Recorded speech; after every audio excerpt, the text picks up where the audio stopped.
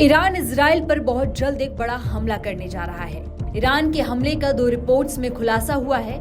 इन reports ने Israel के साथ साथ अमेरिका की भी चिंता बढ़ा दी है। इजराइल में विनाश को लेकर 2 रिपोर्ट जारी हुई हैं। पहली रिपोर्ट पेंटागन की है, जबकि दूसरी रिपोर्ट ईरानी सेना की मिलिट्री विंग IRGC की है। IRGC के सूत्रों से जो जानकारी मिली है, उसके मुताबिक ईरान ने इजराइल में 4 दिनों तक एयर ऑपरेशन करने का प्लान तैयार किया है। इस खबर के बाद सवाल उठने लगा है कि क्या इस बार अमेरिका इजराइल को बचा पाएगा। ईरान ने एक बार फिर से NOTAM जारी कर दिया है। इसका मतलब ये होता है कि ईरान की एयर स्पेस पर दूसरे देशों के विमानों की एंट्री बंद है।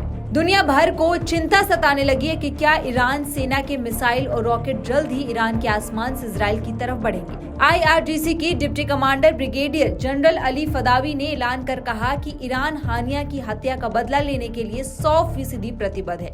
हमले के डर से इजराइल ने अपनी 4 इंटेलिजेंस और सिक्योरिटी एजेंसियों के दफ्तर को तेल अवीव से शिफ्ट कर दिया है। पिछले महीने ईरान प्रॉक्सी हूती का एक ड्रोन तेल अवीव तक पहुंच गया था।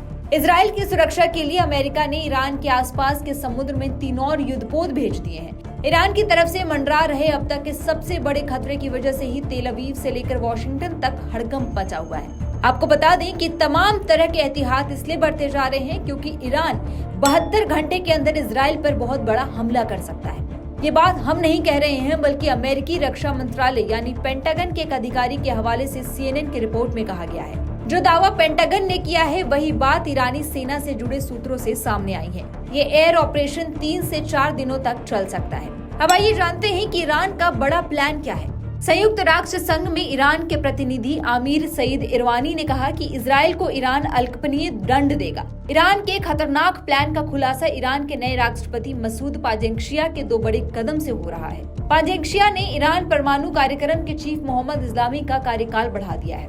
इतना ही नहीं, मसूद पाजेंशिया ने ईरानी परमाणु कार्यक्रम को रफ्तार देने वाले अब्बास अरागची को ईरान का विदेश मंत्री नियुक्त किया है। मतलब ये है कि ईरान के एटमी प्रोग्राम से जुड़े 2 बड़े लोगों को पाजेंशिया सरकार में बड़ी जिम्मेदारी मिली है। ये जिम्मेदारी सिर्फ परमाणु परीक्षण के लिए ही नहीं दी गई है, बल्कि समझा जा रहा है कि इनके कंधों पर इजराइल को बुरी तरह से दहलाने का भी जिम्मा है। ईरानी राष्ट्रपति मसूद पाजेंशिया और ईरान के सर्वोच्च नेता खामेनेई ने अपनी सेना को इजराइल पर हमले की डेडलाइन दे चुकी है। इसलिए ईरान सेना ने अपना युद्ध अभ्यास शुरू कर दिए हैं। इस खतरे को देखते हुए अमेरिका, इजराइल, ब्रिटेन और फ्रांस ने इजराइल की सुरक्षा के लिए संयुक्त प्लान बना लिया है। अमेरिका ने इजराइल को 29,285 करोड़ रुपए के हथियार देने का फैसला किया है। अब देखना ये होगा कि मध्य पूर्व और तनाव आगे क्या मोड़ लेता है।